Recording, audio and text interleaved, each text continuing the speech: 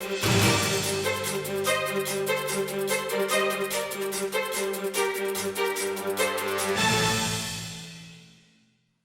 and welcome to the Election Show. I'm your host, Dr. Christina Greer, Associate Professor of Political Science at Fordham University and co-host of the FAQ NYC podcast. Joining me today via Zoom is Matt McDermott, Communication Strategist and Vice President of Whitman Insight Strategies, and also with us today is political analyst and Professor of Political Science at Columbia University, Lincoln Mitchell. Hello, gentlemen. Hello. So here we are, roughly 40 days until inauguration. All 50 states in the District of Columbia have now certified their presidential election results. The next major step in the Electoral College process is Monday's meeting of the electors. That's December 14th. So President Trump has escalated his baseless claims of voter fraud. He's asking the Supreme Court to intervene in lawsuits seeking to invalidate millions of votes cast in particular states. Joe Biden has already won the presidential election. He is the president-elect, even if Republican senators, by and large, won't recognize it. But Tuesday, he moved one step closer to the White House. So by the end of the day, the nation was set to reach the so-called safe harbor deadline, which is generally accepted as the date by which all state-level election challenges, such as recounts and audits, are supposed to be completed. This is what explains all the lawsuits that we've seen by Donald Trump in the past few weeks. So broadly, that means the President Trump's efforts to overturn the presidential election are nearing the end of the line. After Tuesday, state courts would most likely have to throw out any new lawsuit challenging the election. And that's because election results that have been certified by the states are now considered conclusive.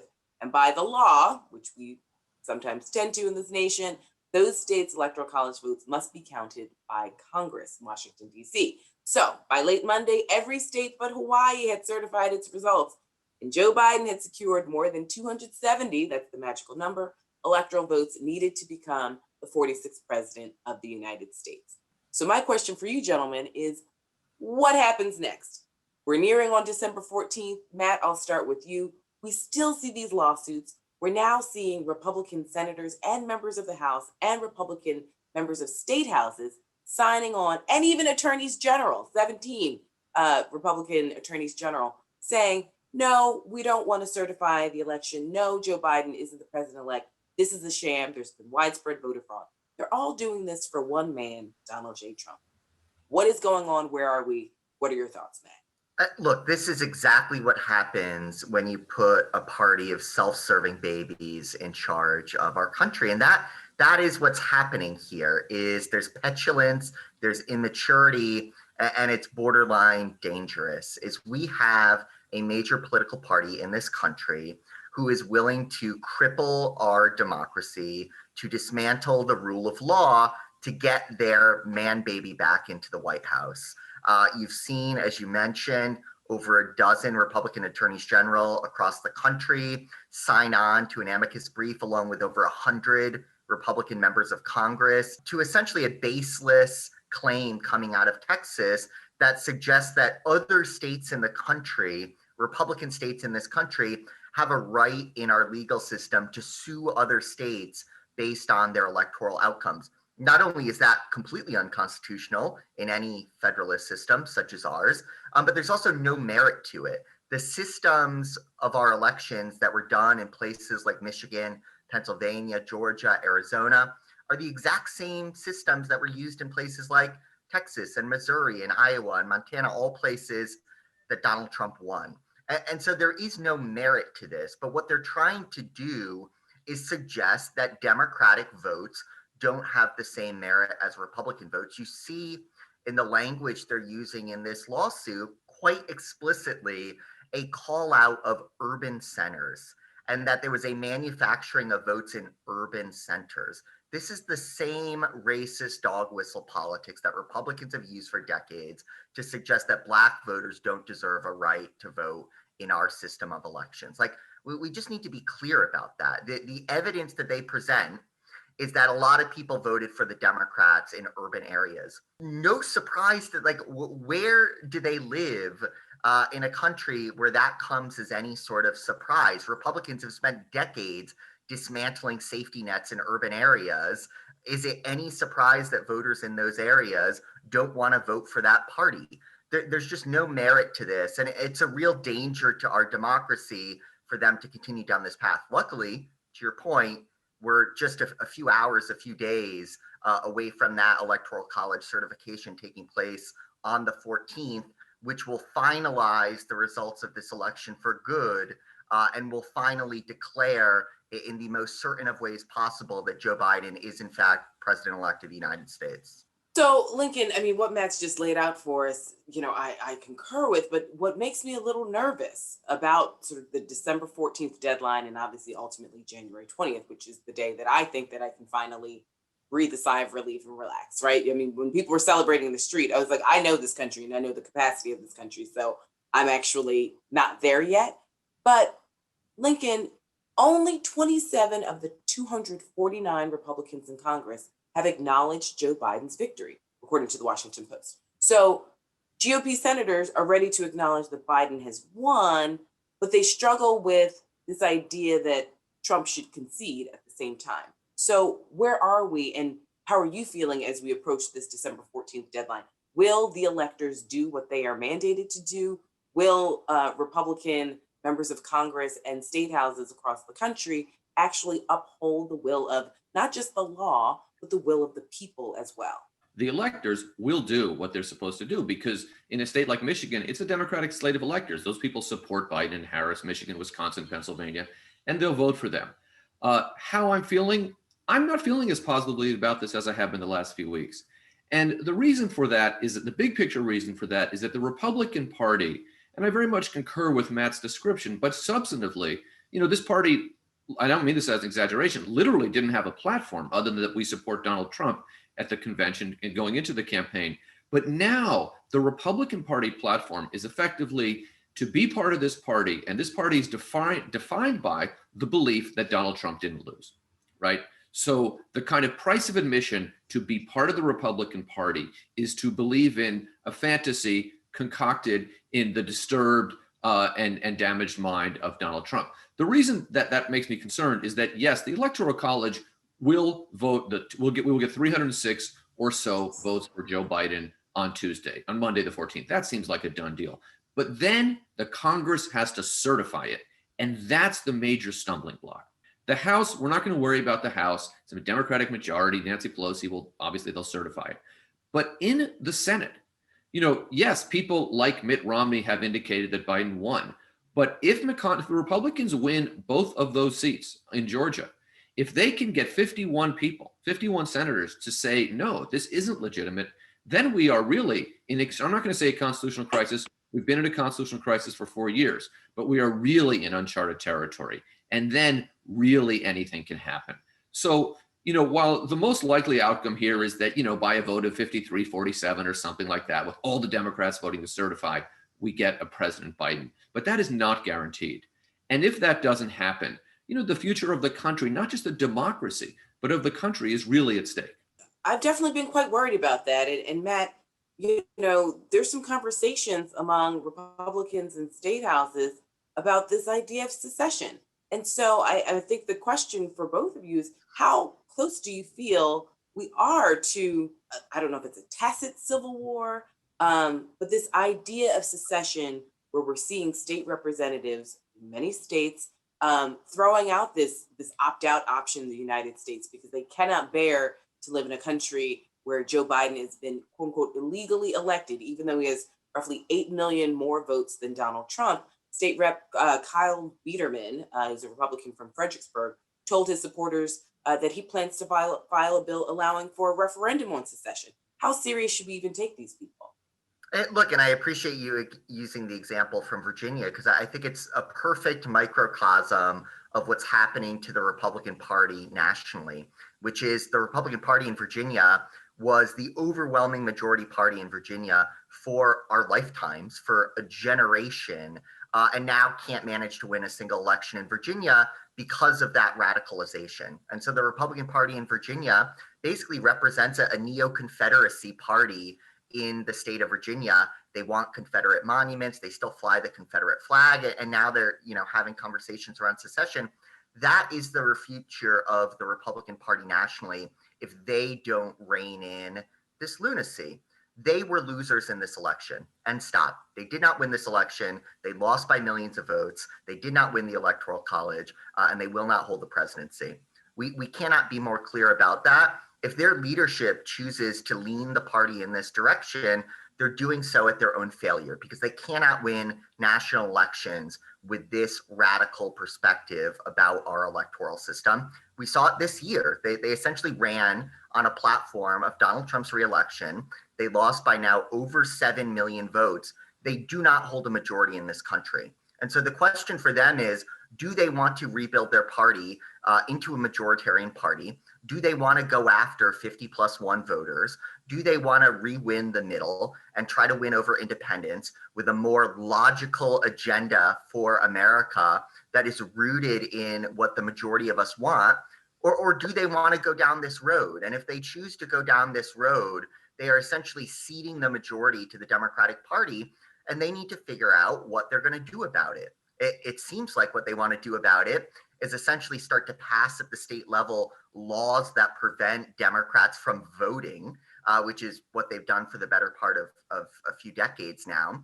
And that is something that challenges Democrats, because when people vote, when people come out, when people have their voices heard, Democrats are represented in the majority of this vote. Lincoln, I want to shift gears ever so slightly, because we're seeing this consistent breakdown, not just of the party system, but how individual actors behave to support one man and putting man above country, man above citizens.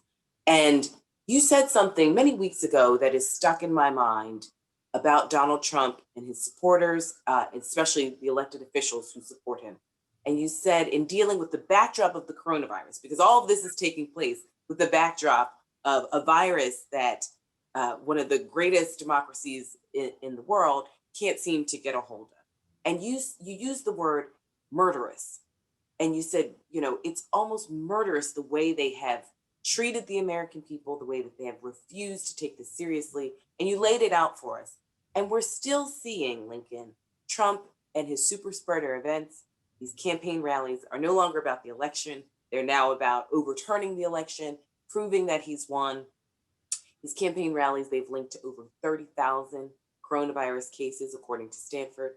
This week, his lawyer, former mayor of New York City, Rudy Giuliani, was diagnosed with coronavirus, bragged about getting special treatment, which is not surprising. Putting all of this in context, seeing what's happening with state houses and attorneys general, what we've just discussed, can you frame it for us in the context of still, we are seeing more deaths on a daily basis this past week than we saw during 9/11, right? During Pearl Harbor, during some of the most horrific and egregious world events. And some people are just immune to it. Is it that it's so large we can no longer feel it? Have we become so desensitized in the past 4 years of the traumatic abuse of this president and administration that we can't even fully factor in constitutional crises, coronavirus and global pandemic, national crisis with our electoral system and our health system? We see that we're back to the hospitals at capacity. We're having these makeshift hospitals in stadiums and fields across the country. Where are we in this backdrop of COVID-19 and what Matt just laid out for us? First of all, thank you for asking me such a simple and upbeat question.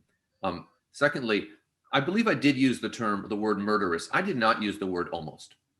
This administration has had a policy that has been a murderous mishandling of the coronavirus crisis. Right now, if you look in the papers, on a typical weekday, we're losing, as you pointed out, between 2,500 and 3,000 people a day. That is more than the people who died, as you pointed out, in 9/11.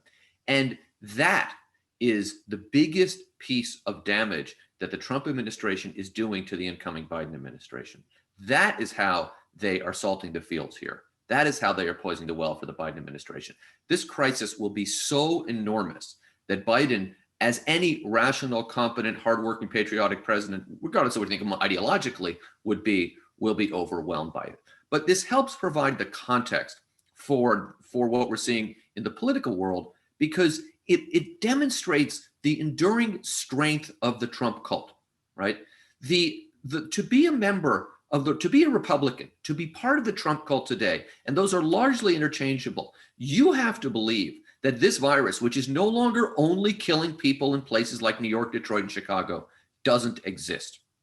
And you have to believe that people who have spent their lives studying science, studying the virus, studying how diseases are spread, are lying to you when they say, hey, put a mask on and stay inside. And if you believe that, you are pulled so far into something that you will believe anything.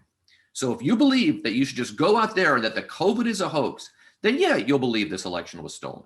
But both of those point to is the effort by the far right and the propaganda arm of the far right. And I don't want to let Fox News off the hook here because they were part of this for a very long time, that has created an alternate reality, an alternate universe, an alternate truth. And at the center, the kind of physical center of that alternate world is Donald Trump.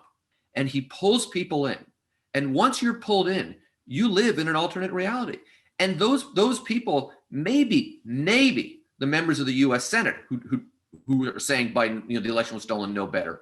But the majority of Americans who believe that the election was stolen, they really believe that, who say that the election was stolen, who say that COVID is a hoax, they really believe that. And that is an information ecosystem that Donald Trump and the far right has created. And it, if left unchecked, will destroy the United States of America.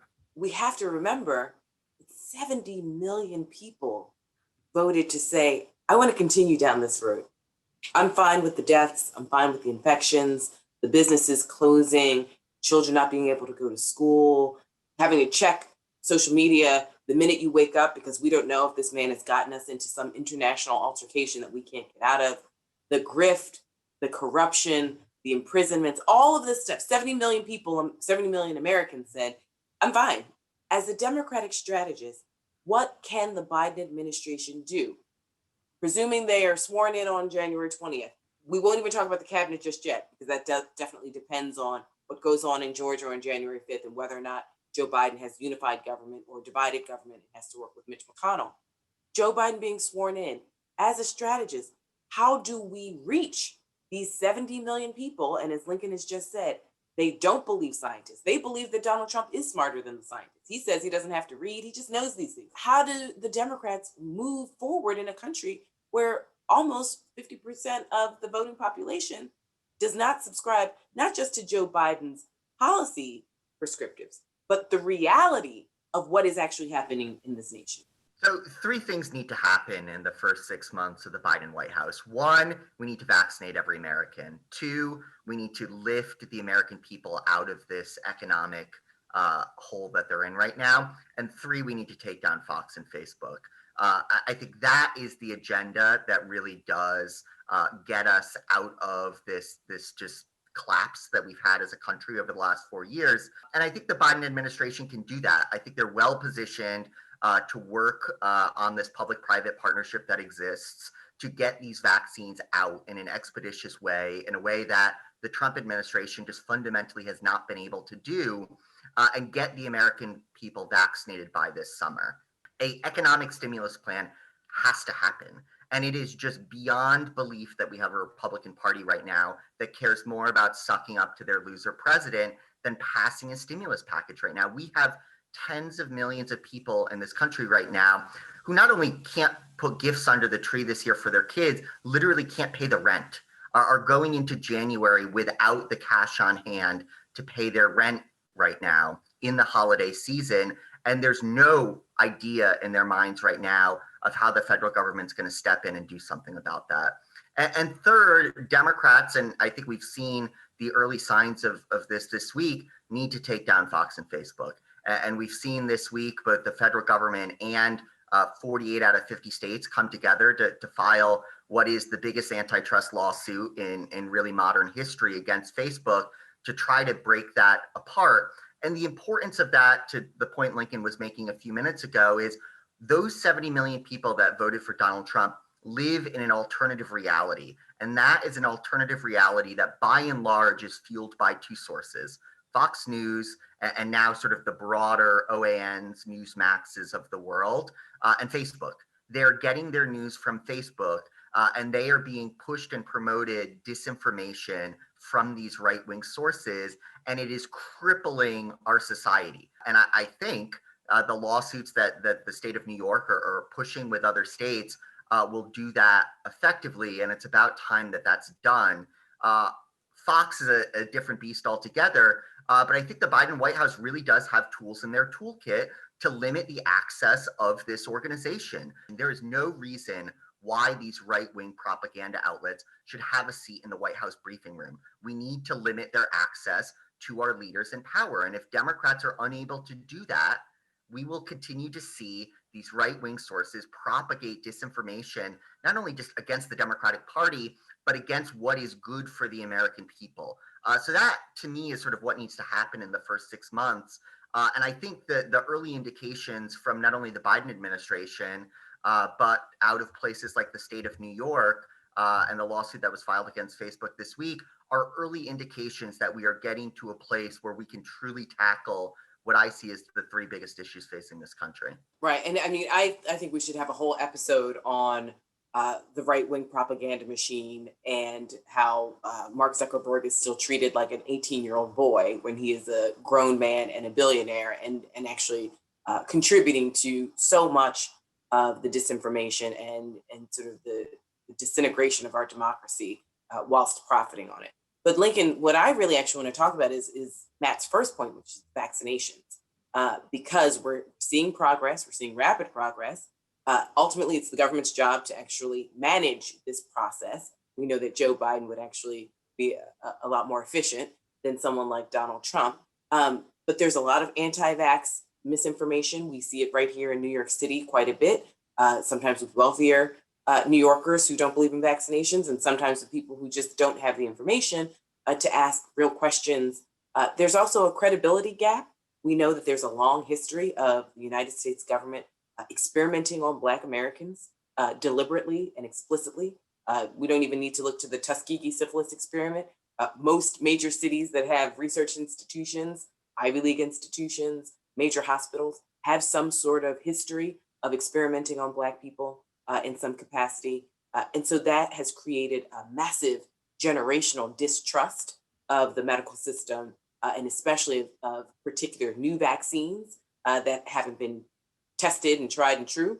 But the bottom line is, what we do know is that COVID is killing over 800 Americans per day on average, right? And at this rate, we're going to lose nearly 60,000 Americans from today until Inauguration Day. So this idea that we have a vaccine and we need to disseminate it is incredibly important. But how do you think the Biden administration can bridge this gap?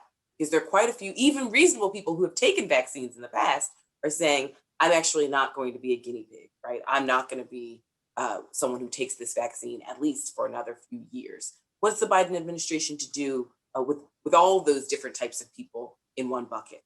There's a lot of pieces to this. One is the logistics, right? There's all the getting the vaccines out to where it needs to be, keeping it cooled at the right temperature, all the different pieces, the vials that comes in, all of that. So it's an enormous logistical challenge.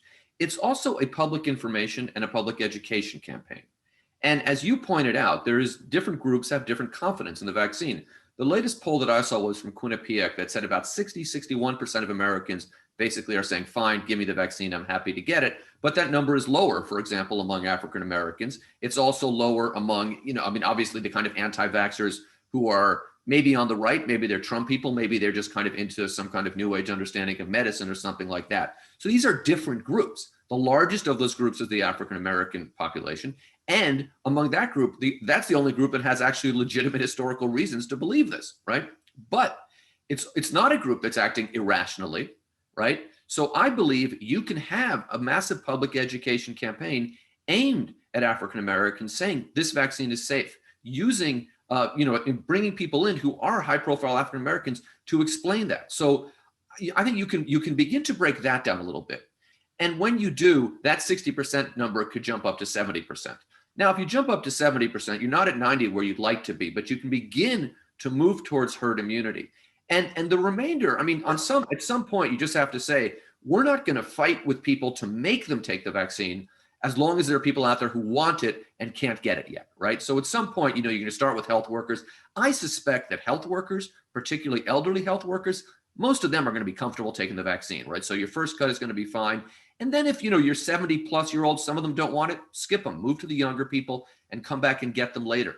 But this isn't going to happen without a massive public education campaign that is aimed at different groups and understanding that different Americans have different reasons, in some cases very good ones for not trusting this, and in some cases very bad ones. And from my view, people who have good reasons, those are the people who we can address rationally, and I would start with them. And I think you will get that number up to 60 or 70. It's very easy to say now, I'm not taking the vaccine. Right. But when you're still kind of scared of getting sick and your friends who have the vaccine aren't, you'll get the vaccine. Right. And Matt, in the last few minutes here, Joe Biden's heading down to Georgia. We know that early voting has started. The Ossoff-Warnock Democratic machine seems to be joining forces. Biden's making a last push. As a strategist, what should he be telling the citizens of Georgia to encourage them to come out on January 5th if they're not taking advantage of early voting? That their vote matters and that their vote for Democrats matter. I mean, let us sort of put in perspective the fact that Georgia voted for Joe Biden. Joe Biden 5 times, I think we've counted. Joe Biden won the most votes in the state of Georgia. And if you are one of those voters and want to see Joe Biden do something with his presidency, you need to come out and vote. I mean, it's the simplest message that Joe Biden can present. He won the most voters. If you are one of those voters and you believe in me and you believe in my agenda, we need to get these 2 guys into the Senate. Right. It's just a plain, simple message. You voted for me. If you want me to actually do my job, come out once again. But Matt, as a strategist, oftentimes we see significant drop off in a runoff. How does he, and it's the holidays, it's a global pandemic, how does he sort of help with that turnout piece for folks who might say, well, I voted for him. Yes, you're in, but I've got so much other stuff going on. And this is where the turnout operation really needs to come into play. I was joking with a colleague the other day that we need to get Michelle Obama in a bus going door to door in the Atlanta suburbs. But I mean, there's truth to that. This needs to be a all hands on deck approach to ensure that every single person who wants to vote has the ability to vote. And the holidays only complicate that. It also, Georgia runoff elections are notoriously bad for Democrats because those voters, for a lot of different functional reasons, don't know the election's taking place, don't know when and where they need to vote, and so just don't come out and participate. We all need to be doing everything we can to funnel our money and resources into the state of Georgia to ensure that we can control the Senate heading into next year. Well, gentlemen, per usual, that's all the time we have. Thank you both so much for being here with me. I'm Dr. Christina Greer. You've been watching The Election Show. Thanks so much for watching The Election Show. Wear a mask.